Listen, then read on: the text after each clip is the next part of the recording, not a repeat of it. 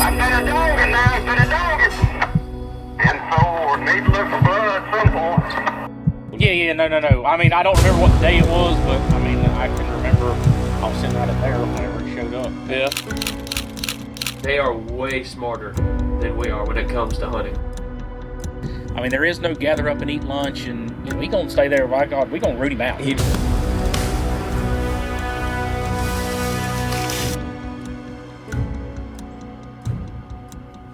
No, we was beginning to think he was a ghost. Started showing up a little bit more frequently. And I think we jumped him one day.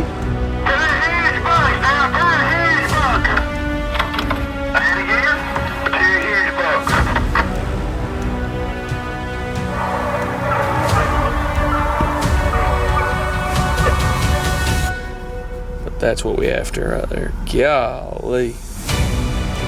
Got it in the lead, Cross and Gus got it in the lead. And Bird said, Timmy, run down to that end. I think mine just jumped. I'll be honest with you, when Bird's dog jumped, I said, that's him.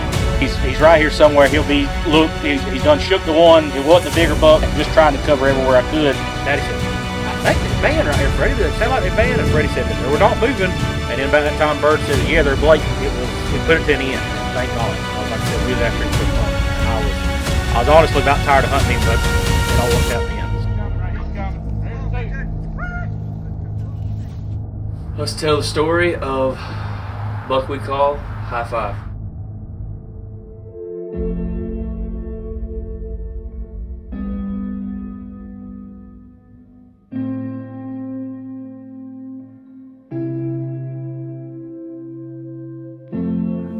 In dog hunting, you take what you can get.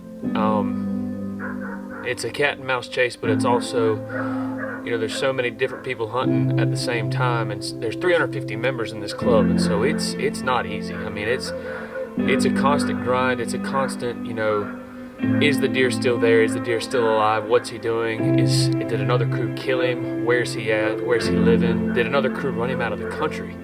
I mean, these deer can run 4 to 5 miles away, and we would never know. There's people hunting this deer every single day. We don't know who knows about him, who else knew about him. We didn't know really where he was staying. I mean, there were days we had an idea, a good idea of where he was staying, where he was living, what he was doing, but in all honesty, you know, we didn't know. You remember the first time you got his picture? Yeah, no. I mean, I don't remember what the day it was, but I mean, I can remember I was sitting right in there whenever it showed up. See, the first one was at 2051, so that's 8 o'clock. Oh wow, so it wasn't far after dark at all. Yeah, so I would say, yeah, 8:51 p.m. It says it right there, you big dummy, read it.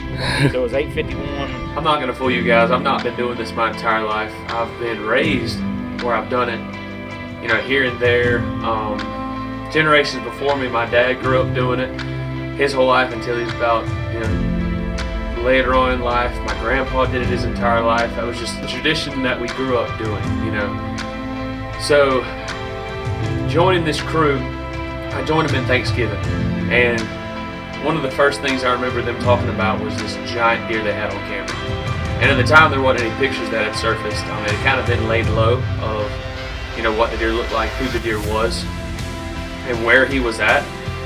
But I later came to find out that a lot of the stuff that we did was in his area, because in the back of their minds, they were really trying to hope to jump this deer, run this deer, and just try to figure him out and be the ones that put him down.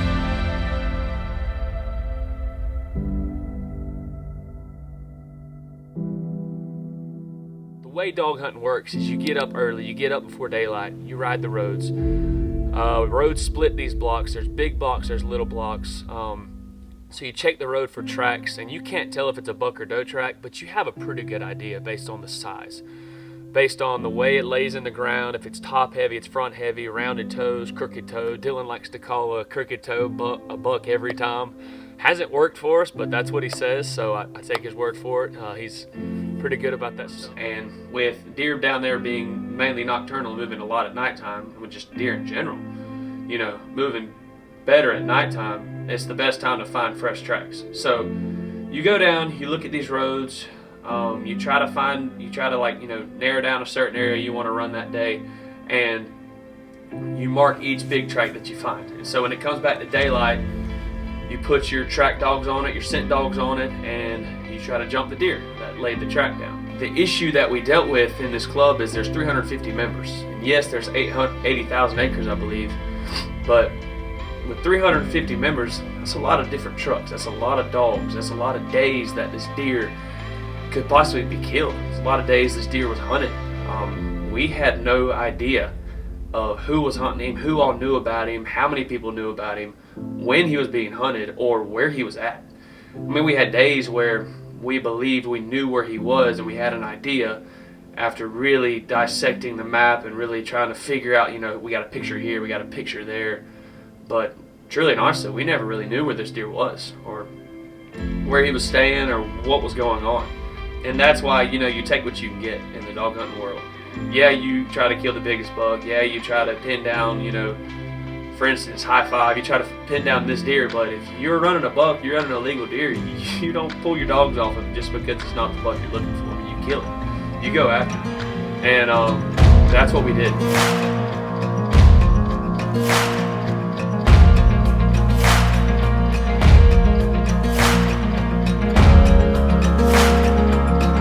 Seeing a glimpse of a dog. Looked like a buck, y'all, coming 345. There he is, right there. Hey, now he just slipped back across. Going back to the grassy road. Yeah, I'm losing these bucks. I can't get it till I'm gone. Get off.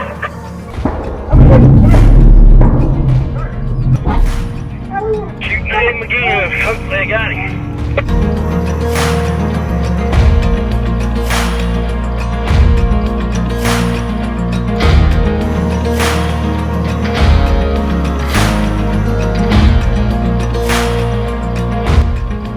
So we wanted to keep the ball rolling, and we did.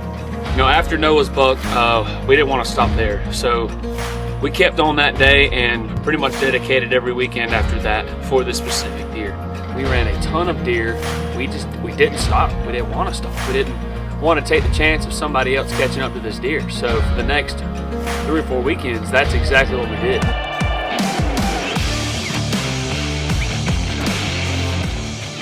There it is. It's buck. Dang it. Dude. Go across the iron gate, hauling buck.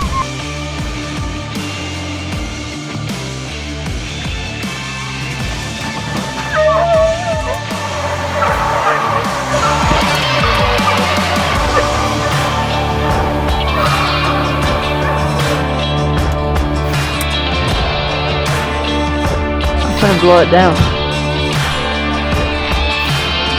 I ain't trying to get dogs on it, I'm sure.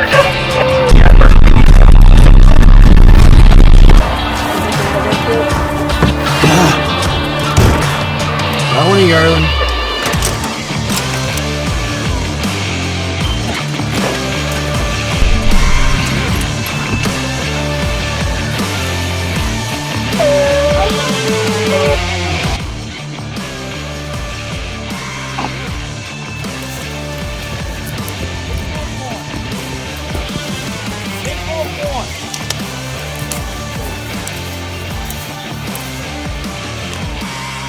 Give me some dap, boy.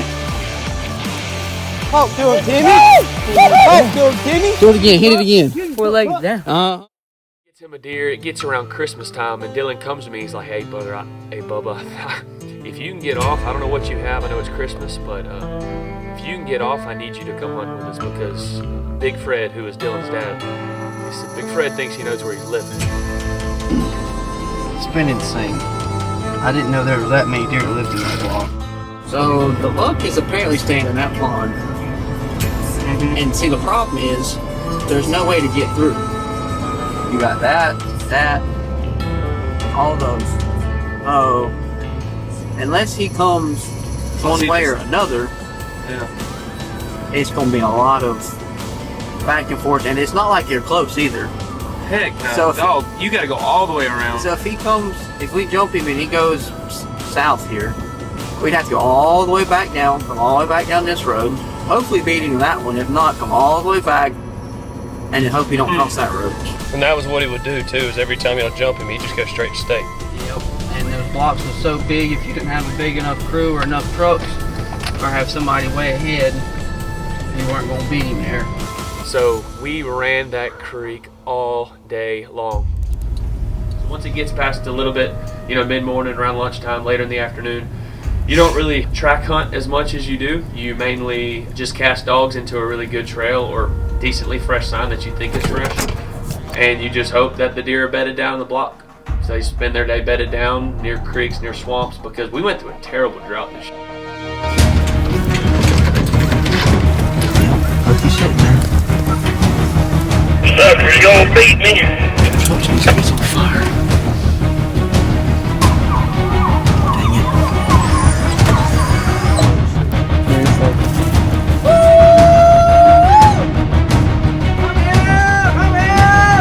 They were supposed to make a turn, they didn't ever make the turn. But that's what we after right there. Golly.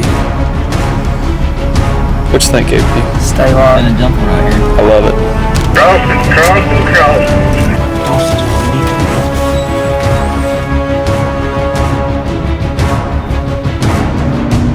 Kevin said he thought the first one was a buck, so we'll see. Here's the doe.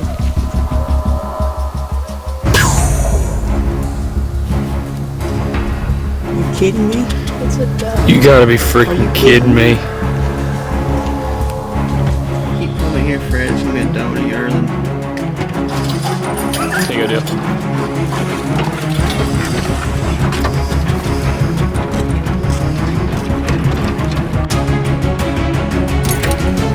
God, must have separated. I don't know. See if he gets across there old track.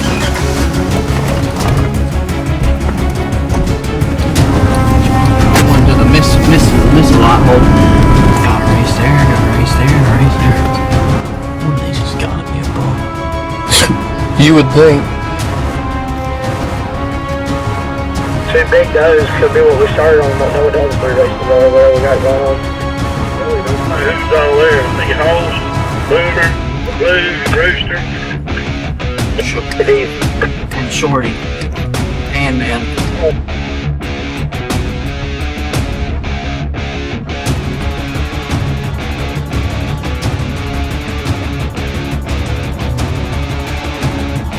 I think you might about to take that dude from one to the hammock. I'm about to hit it, though. If you want to shoot down white or whatever. Hitting it now. Come back, Dylan. I didn't want Chase to make a loop come back here.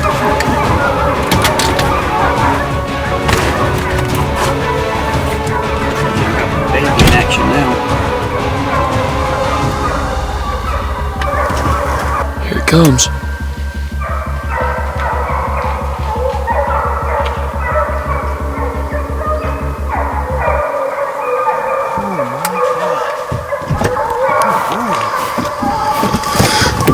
Bless 3 me. does, come help. 3 does.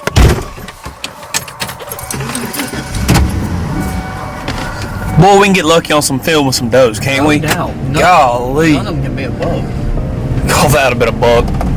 Were you on them? Oh, all 3 of them. So over the course of the next month, I would say, we were moving cameras, we were positioning cameras, we were putting out corn, we were doing the best thing we could. Blake was calling Dylan, telling him to go get this whenever Blake wasn't down there in the woods. If he wasn't able to move them, he was calling us to move the cameras.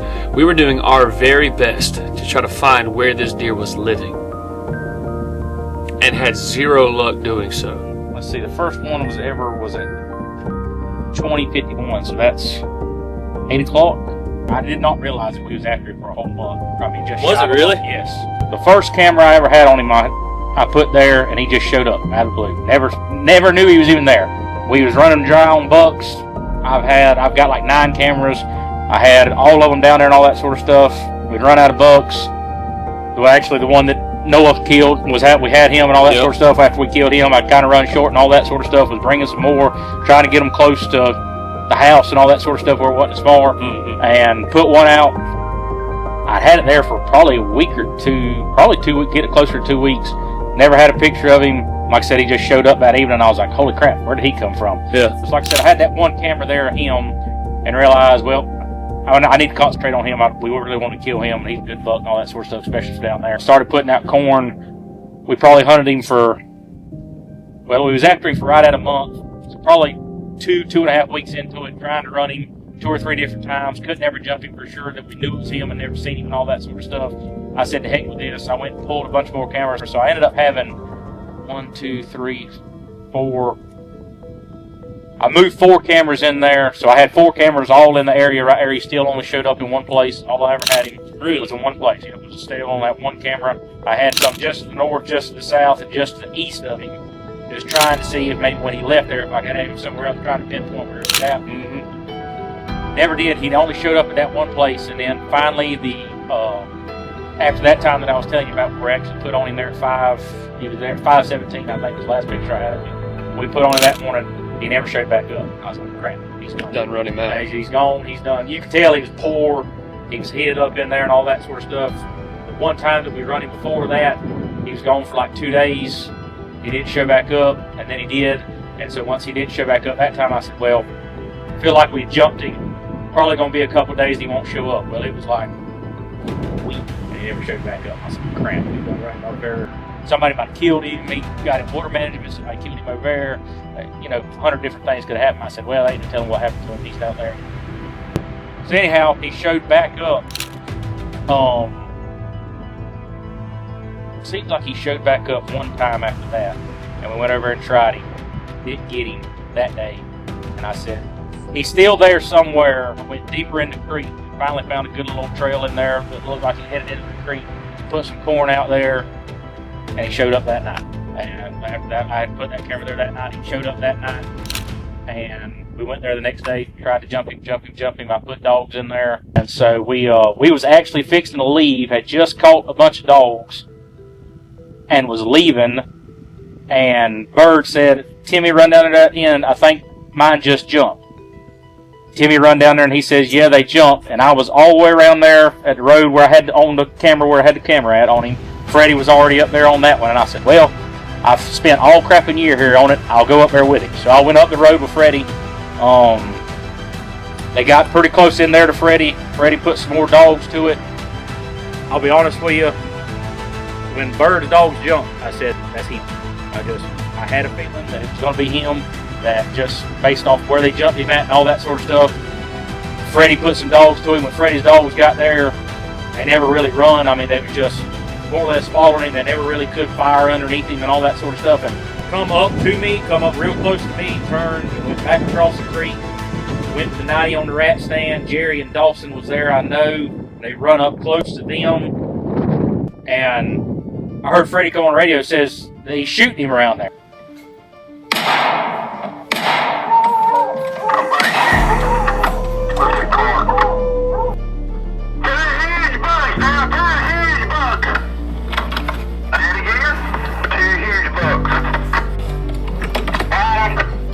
I'm gonna dog it now, I'm gonna dog it. And so, need to look for blood at some point. Cross, one, going to 2 big bucks now, good 8 apiece. Go say 2, Tim. Bring them, son. Bring them. I'm ready. I was looking the other way and the suckers was standing in the road. God, I'm here at your road in 3. Yeah. Shotgun bow and rifle. I got my rifle at the moment. Y'all get here, I'll get my shotgun. Freddie, you had 4 get across before I can get my dogs on it. And before we get ready, one of them's gonna be here behind you. Wait, you might better come on behind me, I think. I was on the road with Daddy and them. I got looking, and Daddy said, I think they're banned right here, Freddie. Does it sound like they're banned? And Freddie said, we're not moving. And then about that time, Bird says, yeah, they're blatant. They got it, Dylan. I just heard it bleeding. I just heard it. It's bleeding in there. And like I said, I done got all pumped up. Daddy talked about how big he was and all that sort of stuff. But I shot the big one in the back, and he was going off. I seen it hit the dirt pile. It may have went through him and hit it. No, Fred, don't know. One deer come out the room. Only one deer come out. Daddy told me this huge 8-point and all that sort of stuff, but I knew it was him. I knew it was him, but how big of a buck he was. And I hammered down on it. How the truck held together, I don't know. But I got up there to him real quick because I was scared he was going to get up and run off. And that's when Daddy went to tell me, he's right there, the dog's got him caught right there. And my niece had her little 410, and she told Daddy before they ever got out, can I shoot him? And so Daddy's like, absolutely. So got her out and was in there and was trying to get the dogs caught and all that sort of stuff. And Daddy had hit him and just bloated his back leg all to pieces. So he wasn't going nowhere, but still we were trying to make sure to get the dogs back up and all that sort of stuff. Got there, Daddy lined Jade up and all that sort of stuff. And me and Freddie got the dogs off of him. Jeremy got the dogs off of him, was holding him. And actually Freddie's Kobe sailed out of the truck. About the time Jada goes to shoot him, he comes by me and Freddie right now. I'm like, oh crap, Freddie, because I knew he was fixing to go hit him. I mean, catch him and all that sort of stuff. So me and Freddie holler at him, get him stopped right there, and I'm trying to tell Jada, hurry up, shoot him, hurry up, shoot him. Daddy's trying to tell her to, shoot him in the neck and all this sort of stuff. With a 14, and I think 3 pellets is all you got. So we're trying to make them count. It's a single shot at that. And he breaks and goes to her. Well, she shoots him, just before he gets there and all that sort of stuff. So he catches it. She made a good shot on him. Come to find out when we cleaned him, she'd hit him right where she needed to and all that sort of stuff and finished him off right there. But yeah, that was pretty much it. So like I said, it didn't last very long, not as long as I wanted to have lasted. I mean, that was one of them good ones I wish would have lasted about 30 minutes and 30 people would have shot at him and all that sort of stuff. But it was quick, but it put it to an end, and thank God, because like I said, we was after him for a month, and I was honestly about tired of hunting him, but it all worked out. When I told Bird, we've got all them cameras in there and never have.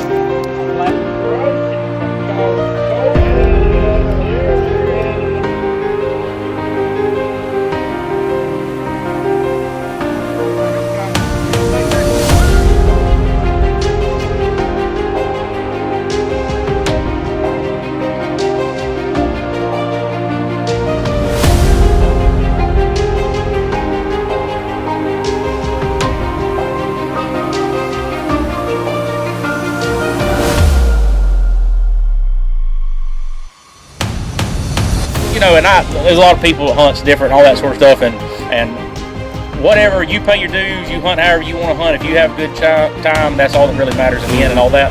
But I mean, well, you've been there. We don't stop.